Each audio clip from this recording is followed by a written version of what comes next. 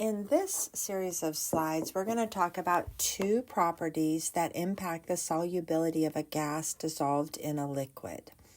So the first one we're going to look at is temperature. And when we look at temperature, when you read the description, it says the solubility. So solubility of the gas decreases as the temperature of the solvent, the liquid, increases. So recall from the chapter on gases that when we have properties that behave in the opposite direction, so in this case, we have a solubility decreasing as temperature increases, we call that indirectly proportional. It can also be called inversely proportional. Sorry, my pen kept catching part of the projection. Okay, so that just means that these two things move in the opposite directions. So that's one thing we need to know, that as we heat a sample with gas in it, there's less gas that dissolves. And I think of two situations here. One, I think, as they talk about like ocean temperatures warming, and there's a lot of different consequences that are all tied together. But in part, I also think, okay, so if the ocean temperature rises, the solubility of the dissolved gases is going to be less, right? Because gas solubility decreases as the temperature increases. So then as you have less dissolved gases, then I'm sure that impacts life, because life in the water needs those dissolved gases. So that's one thing I think about. The second thing, which probably isn't as monumental, but is something we could relate to, is maybe how about carbonated beverages and how they go flat sitting on your counter. So let's use that as an example to see how we would read this chart. So if, let's say, a room temperature is around 22 degrees Celsius.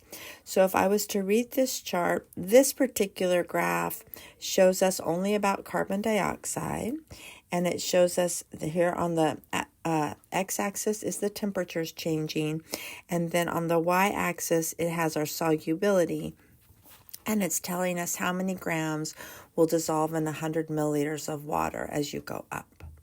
So if 22 degrees is the room temperature, so if I go up, I'm saying that's about 20 degrees, and I cross the red line, and the red line is the solubility line for carbon dioxide. Then if I take where it intersects and I come over, and I'm not doing a very good job drawing straight lines, but we're approximating, I would say it's around 0.16.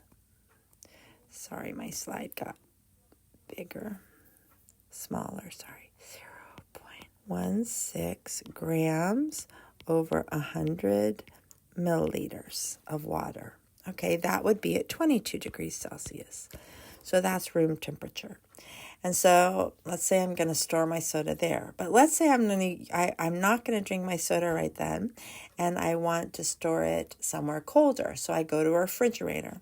Well, refrigerators are around 3 degrees Celsius. So here's the 0 and here's 10. So 3 would be somewhere probably around here.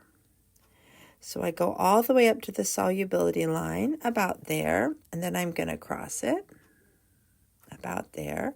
So it looks like it's about 0.31 grams per 100 milliliters.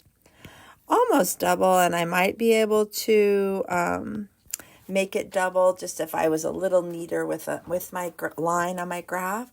But it tells you the significant difference. So of the solubility of the carbon dioxide.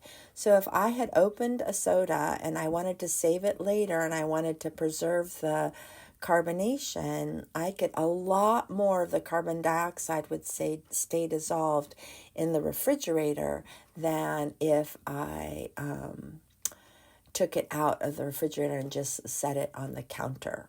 So that's one thing. So how temperature affects solubility. Well, temperature is not the only thing that can impact solubility. we also can impact pressure can also impact solubility. And there's something called Henry's law. In anatomy and physiology, they may have talked about it because it has to do with how gases dissolve in liquids and their relationship to pressure. So you can see here it says the solubility of a gas is, whoops, I didn't mean to have a line. I was trying to get a highlighter. Directly proportional to the partial pressure of the gas above the liquid. So directly proportional means they move in the same direction. So if we increase the pressure of, I'll just use carbon dioxide, of CO2 above above a liquid, then we will have increased solubility of the CO2 solubility. Because that's what directly proportional means. Increase pressure, increase solubility. They move in the same direction. And you can look down here at the bottom, and it shows you as you change the pressure, the amount of carbon dioxide can change in the solution. Now, atmospheric pressure is pretty constant, so that we wouldn't change. But again, thinking about a can or bottle of carbonated beverage, so when you have a new and a closed bottle of a carbonated beverage, there's a small space above the liquid, and that space has carbon dioxide in it. So when it has a high pressure of carbon dioxide over the liquid, it causes the carbon dioxide to stay dissolved in the unopened bottle of the soda. As soon as you open the bottle, you might be able to imagine, you hear the kind of the hissing, the fizzing, you might see the bubbles.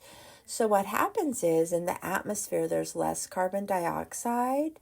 So the solubility of the carbon dioxide in the soda is less. And so that carbonation is the result in part from the solubility decreasing. And so the carbon dioxide comes out of the solution. So, and that, again, that has to do with the amount of carbon dioxide pressure over the liquid. So in a closed bottle, the pressure of carbon dioxide is higher than in an open container. Well, because the atmosphere only has so much carbon dioxide. So as you think about gas and solubility, you have to remember that temperature and pressure both impact the solubility of gases in a liquid. Temperature has an inverse impact with solubility of the gas, and pressure has a direct impact with solubility of the gas.